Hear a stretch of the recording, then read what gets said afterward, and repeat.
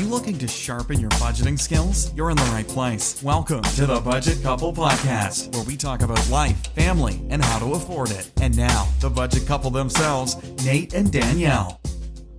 Welcome to the Budget Couple Podcast. I'm Nate. And I'm Danielle. And in this episode, we're going to talk about something that Danielle has no idea about. She's super nervous about this because I said I had an idea for a show, and I'm not going to tell her anything about it because I want her reaction to it. So let's go in this. She has a very concerned face right now. It's very entertaining to me. How are you feeling right now? Annoyed. All right. So this one has to deal with gadgets, my addiction to gadgets, and she looks very uncomfortable right now. But I have, so as far as my technology goes, I have an iPhone, an iPad, a iMac, and a MacBook Pro.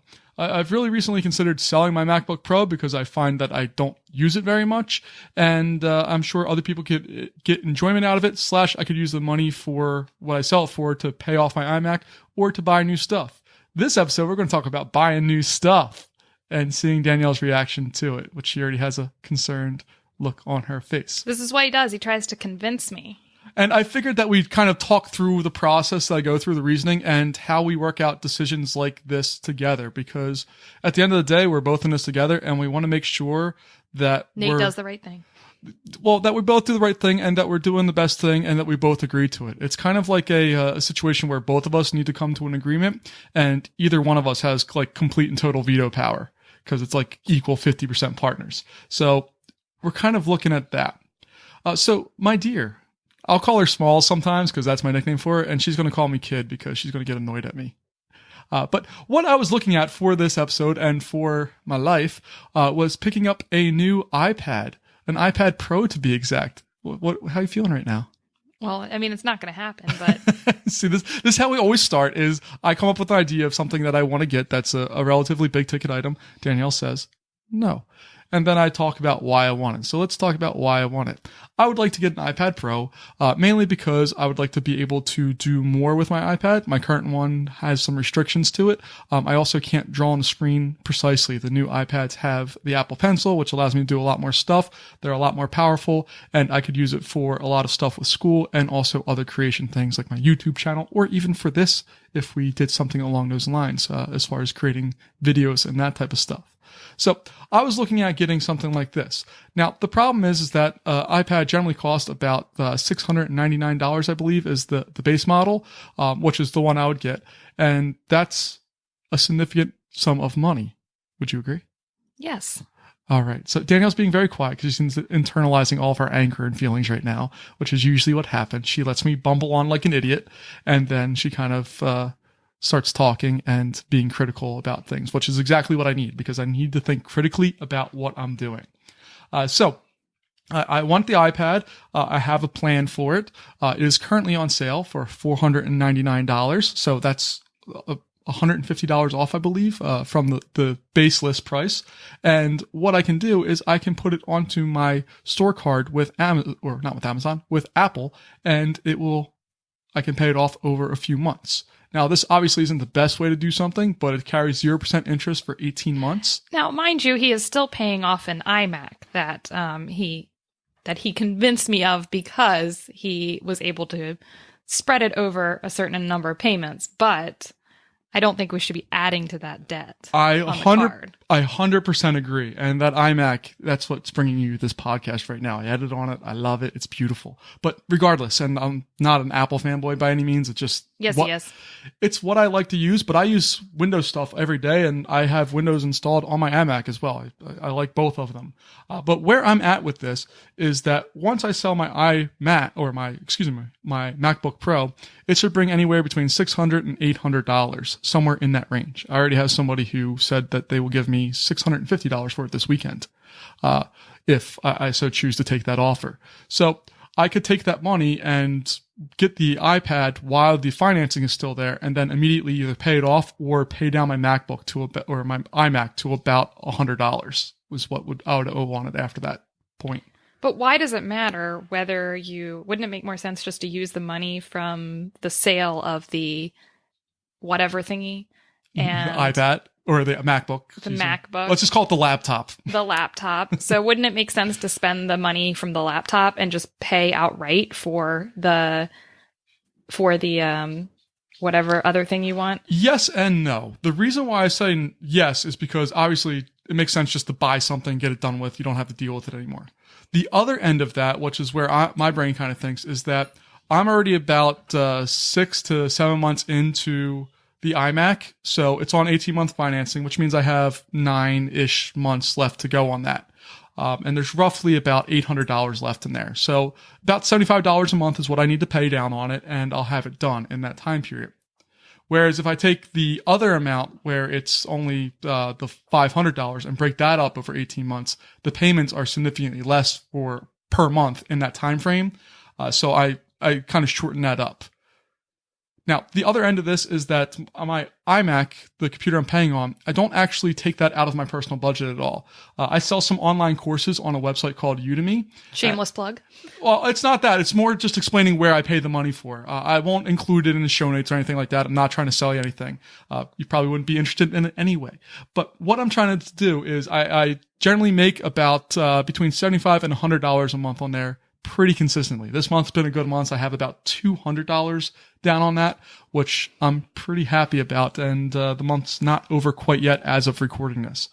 So I can take that money and pay down on it. And then any extra money that's left over, I would be able to put into this podcast or into other things that we would like to do, because the monthly amount coming out would be less, or I could just pay off the iPad significantly faster than the 18 months.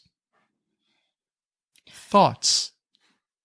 So first of all, just for the sake of for the sake of the podcast, it's 0% interest on that card that he's been using. So we do not do, like, if the only reason we'll do financing is if it's 0%. Like our car, for instance, is 0% interest. We don't do. One other note is that if we had to in a pinch, we could pay for anything we have in cash right away. We don't take even out our more. Car. Yeah, we could pay for all that in cash if we needed to right away. So I'm not taking out money that we don't have. If I were to do this, and I didn't do it for the iMac, if we needed to, we could afford it and pay it off fully. I personally still like the idea of just taking the proceeds from oh my gosh, I can't keep track of all his gadgets. The laptop. From the laptop and just paying in cash for the iPad, and then whatever you have left over goes towards the iMac. I'm totally cool with that. The only hitch in that is that the sale ends tomorrow. So I wouldn't have the cash until this weekend. Of course it does. He always finds these sales that miraculously end like the next day from when he's telling me. It's not. It's just what it is. I saw it on an online forum today. It happens to be a store that's local to us, and it's there. What about taxes and like taxes on that? I'd be able to cover. Or... No, I'd go pick it up at Best Buy.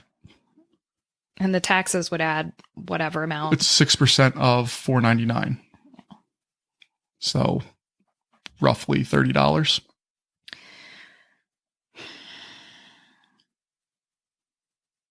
This is my annoyed look. This is Danielle's absolute annoyed look. That long pause I'm going to leave in there. And if you have a podcast player that skips it, just know that Danielle just took a good 5-second pause, breathing deeply, considering how much she's angry at me right now. Not angry, but annoyed. Because she thinks I have too many gadgets already. You do. I don't really care how he spends his money. That's the beauty of our budgets. And even though he goes, our budgets each month are $200 each.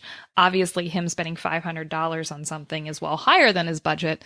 But he has a system in place for kind of paying that off over time, and also his Udemy money that he uses as well. So there's some stipulations that allow him to kind of go crazy with the gadgets. And he can never convince me that he needs more. No, to be honest, I don't need this. It is not a need at all. And I full well know that. It is not a need in any way, shape, or form. It is a want, a very strong, stupid want, but I still want. And that's where I run into problems with my budget, because my brain sometimes doesn't compute the want versus need thing and just kind of wants more than needs. Again, it's totally his budget. It's also his money coming from the sale of his laptop. So if he wants to use it on that, that's fine. As for buying it immediately, as long as still be $0 out of our pocket theoretically, because it would be going onto a credit card, and then I take the money, put it in our checking account, and it would be paid off. Exactly. So what we will probably do, since we're coming up on the end of the month here, when we pay everything off, as of recording. Yes, sorry. We will go ahead and put it on his credit card, but we won't pay that portion off. We will only pay the portion of the credit card that's for November. And then in December, once he gets the sale money, we'll go ahead and pay that part of the credit card off so that we can literally just pay it with what's coming into our checking. Exactly. So, I mean, this was theoretical, but also maybe an actual conversation. I kind of played Danielle to just say it was real. I'm still considering it, but on decisions like this, we always talk. Like she said, it's my money. Yeah, it's my money allocated in the budget, but at the end of the day, it's still our money. And if I come home with like a $500 or let's say $1,000 toy, even if I have a way to pay it off from my budget over time, it's still something we need to talk about and it's things that we need to consider, because I don't think it's fair to really go out and spend money, because at the end of the day, even if I have a way of paying it off, if that way doesn't pan out, that's still $500 or $1,000 that we owe to somebody, either a company or an individual, whatever. We still owe it. So it's our money until that's entirely paid off. I agree. So that's why we talk about those things. And I just wanted to bring it onto the podcast and have a conversation like we normally do. I know I ramble a lot and I get excited and I talk fast and I just kind of go through. But the reason why we discuss money and everything we do is because we're a team and we don't make decisions apart from each other. We have that $200 as our kind of individual budgets, but anything that goes beyond that, even if you have a way of paying it off later on the road and it doesn't actually impact the budget at all, still needs to be discussed, still needs to be considered. True. Very true. And at the same time, I'm talking like I have this money in hand, that the MacBook is sold. Somebody's told me verbally that, yes, they'll buy it from me this weekend. But until I have that money in hand, it's not a done deal. So it's something else that needs to be considered.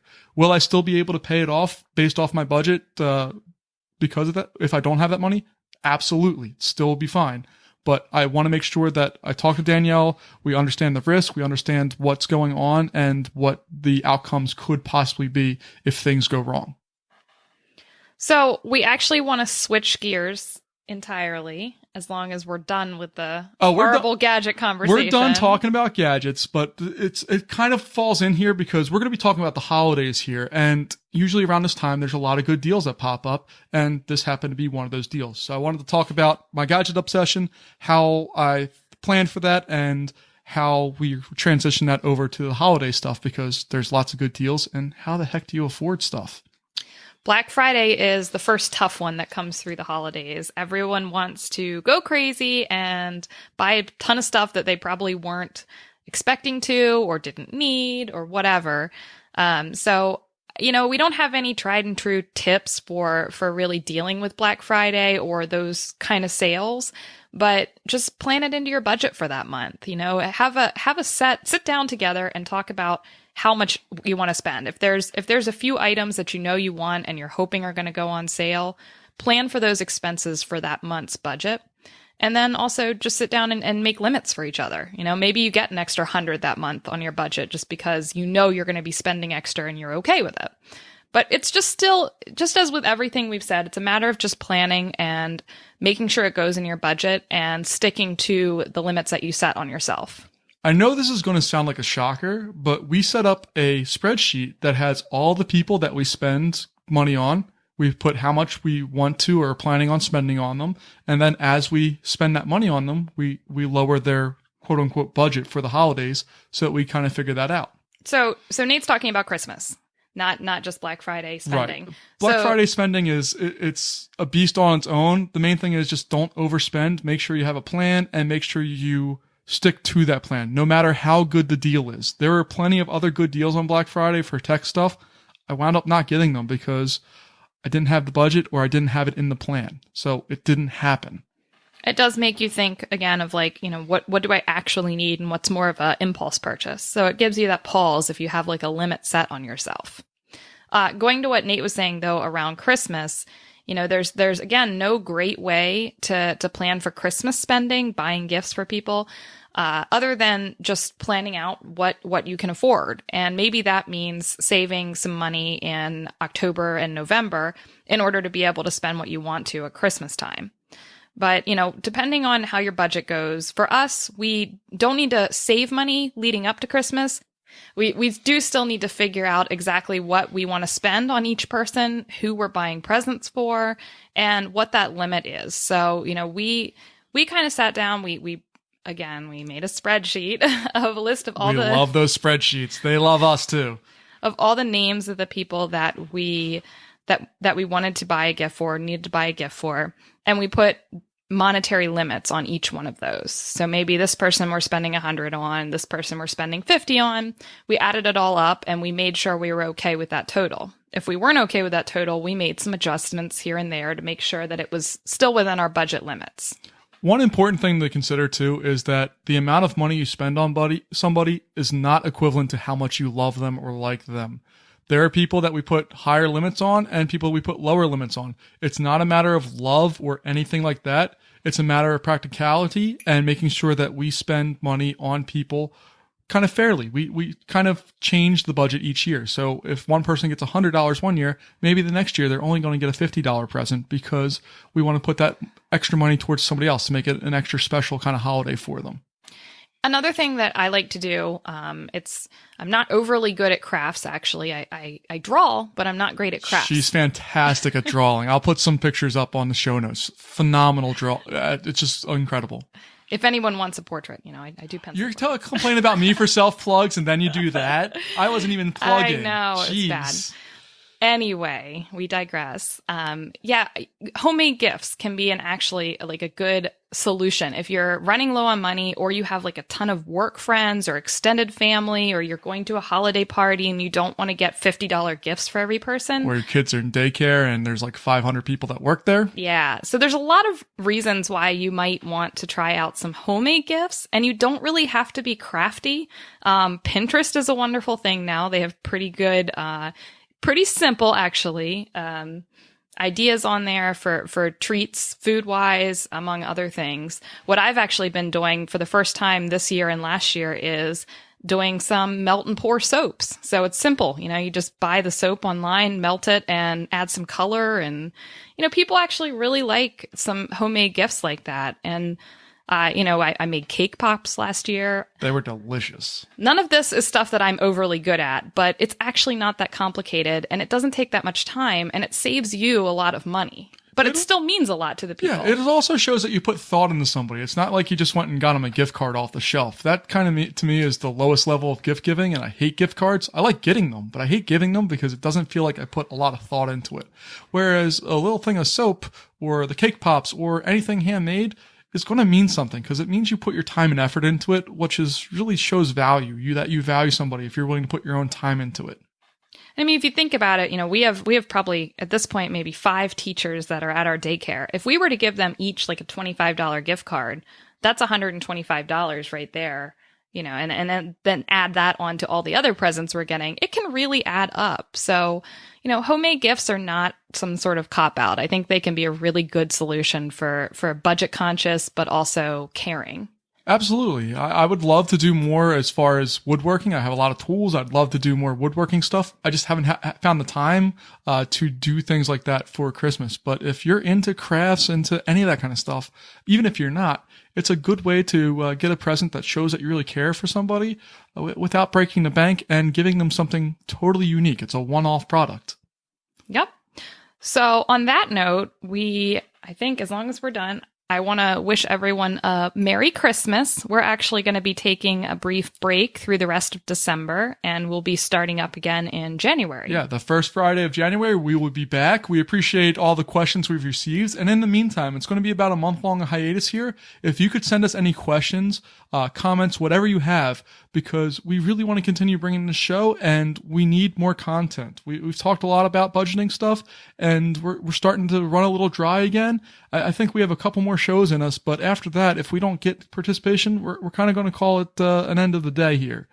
So we want to wish you the very best of Christmas, happy holidays, Hanukkah, Kwanzaa, whatever you celebrate during the month of December.